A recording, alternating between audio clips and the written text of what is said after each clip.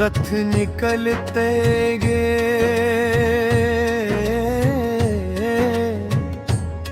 जग हो अंग परदेश। मंदार से उठले आवाज, अब नहीं रुकते संदेश।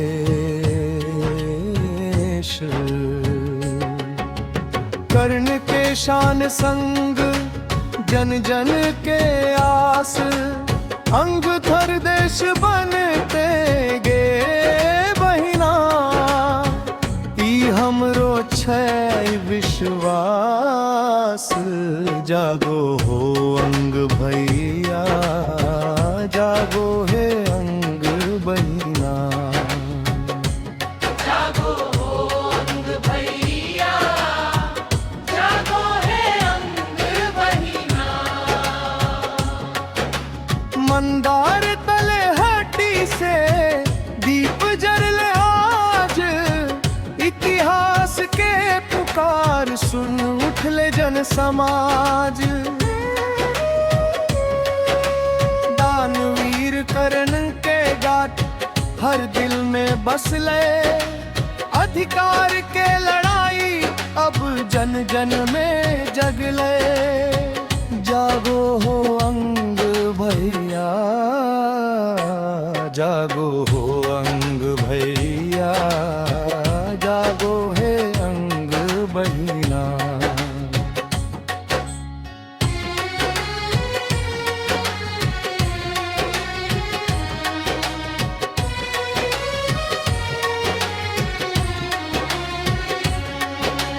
गोड्डा देवघर गूंजते बांका के हुंकार, भागलपुर से उठते आवाज बदलते संसार। मुंगेर जमुई खगड़िया सब जुटले संग, अंग परदेश खातिर उठले हर रंग। जागो हो अंग भैया, जागो हो अंग भैया, जागो है अंग बहिना।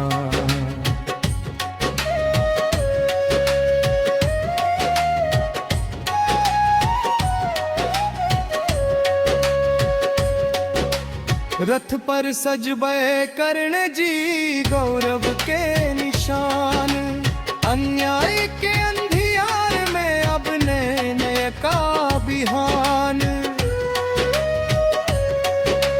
माटी के सुगंध में बसले अपन पहचान, अंग के अधिकार खातिर जुटले सब जहान। जागो हो अंग भैया, जागो हो अंग भैया, जागो है अंग बहिना।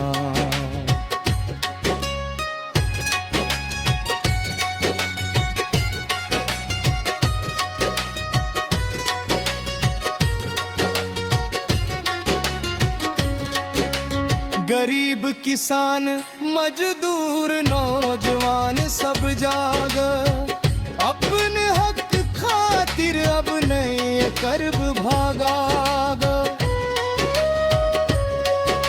संस्कृति भाषा इतिहास के मान, अंग परदेश बनावे के सबके अरमान।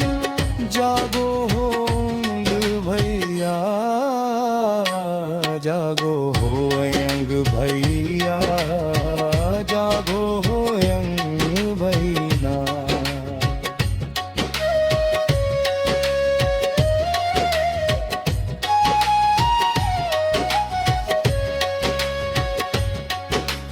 देवघर के घंटी बाजे गोरडा के पुकार, बांका के माटी कहे अब नहीं ये सहब भार।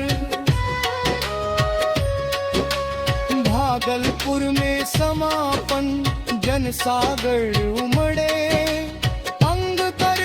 के सपना अब साकार होवे। जागो हो अंग भैया,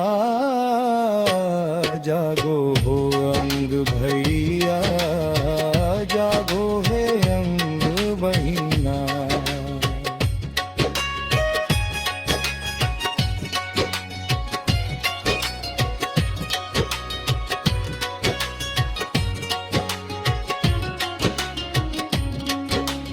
एकता के दीप जराव, टूटे हर दीवार।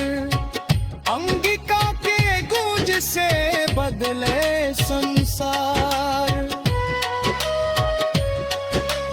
कर्ण के आदर्श लेके बढ़ ले कारवां। अंग परदेश खातिर लिख लेने नया गाथा। जागो हो अंग भैया,